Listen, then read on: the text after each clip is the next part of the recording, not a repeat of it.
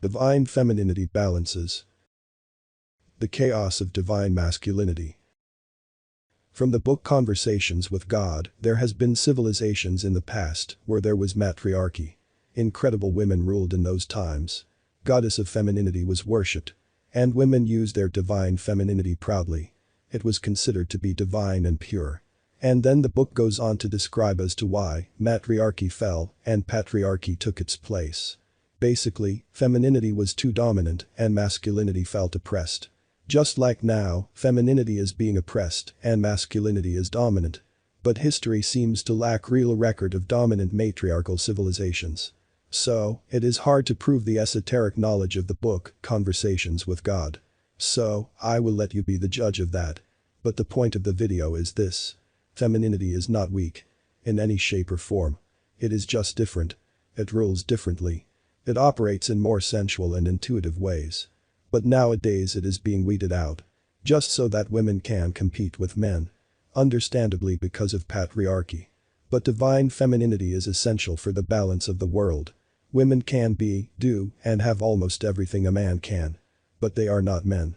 You see, again from the book Conversations with God, it is shown that you are not living this life for the first time. You have been a man in the past lives. A thief, a queen, a beggar, a warrior, and the list goes on. So, you chose to be a woman this time. If you wanted to live your life as a man, you would have chosen it. But you did not. So, why not embrace your divine femininity? Since you chose to be a woman this time and experience what it is like to have this life that you are living. We as a society are too focused on conformity and blending together. But all we have to do is live the life that our nature agrees with. If a woman is masculine dominantly, she should embrace it. But most women aren't.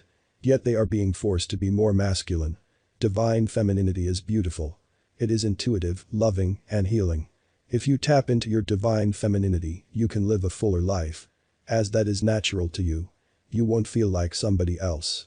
You will feel at home. I am not telling you to sit at home and become a housewife. What I am suggesting is for women to encourage divine femininity in their lives. In their relationships. In their work. Do not try to blend in with men. Set yourself apart beautifully. Allow your intuition to guide you. Do not suppress your feminine emotions, rather let them be expressed as your divine femininity. You can rule as a feminine queen. This is very hard to imagine for our masculine mind. You see, logical mind is predominantly masculine. While femininity is intuitive. Intuition and logic do not go hand in hand. But we are forcing women to be more logical. And abandon their deeper and innate gift of intuition. This is why the book Conversations with God goes so far as to saying that women are closer to their divinity because of their intuitive and sensual nature. As they are more in touch with their energy. Men generally do not have a deeper connection with their energetic self. We are not very sensitive. Nor do we put much importance on our emotions. This is masculinity for you. And femininity is about feeling. And we all know, feelings can defy logic quite often. Your logical mind thinks that you should do something, yet you don't feel like it. A man would go with his logical mind and do it despite how he feels, more often than not. While a woman might listen to her intuition and feelings. This is the main difference. A woman ruling a country with her femininity will do more good than a masculine woman. Because a masculine woman doesn't have anything much different to offer than a male leader. But a feminine woman would use her intuition and decision making. She will allow her feelings to guide her. This doesn't mean that women aren't capable of reasoning. But they have a gift that oftentimes transcends reasoning. And we need to encourage that gift. Divine feminine loves more openly, solely for the reason because she doesn't reason too much. Love and reason do not go well together, you see. Forgiveness and reason do not go together. A feminine woman would not go to war. She would do anything in her power to avoid it. But a masculine man might prefer war. Do you see the difference? Femininity beautifies things. It is an amazing creative and balancing force. The yin to the yang. So, a woman can achieve all things, but in a different way. And if you embrace your femininity, you will have fun achieving your goals. Otherwise, it might be exhausting for your body and soul. You will know full well whether your current state of being is exhausting you or is healing you. And as far as attraction goes, divine femininity is irresistible for divine masculinity.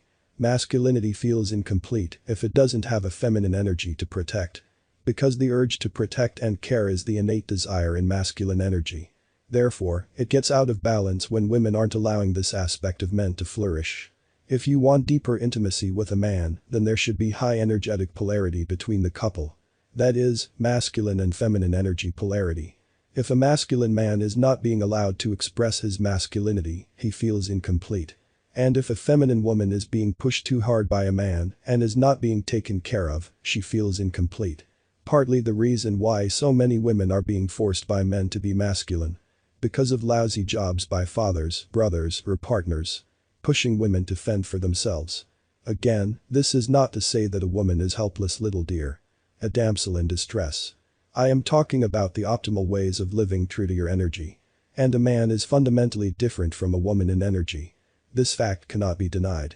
Thus, a feminine woman needs a masculine man to complete her, and vice versa. The more this polarity is encouraged, the stronger will be the bond between the couple. So, femininity is divine. Source created this polarity so that it could join once again to feel the divine union.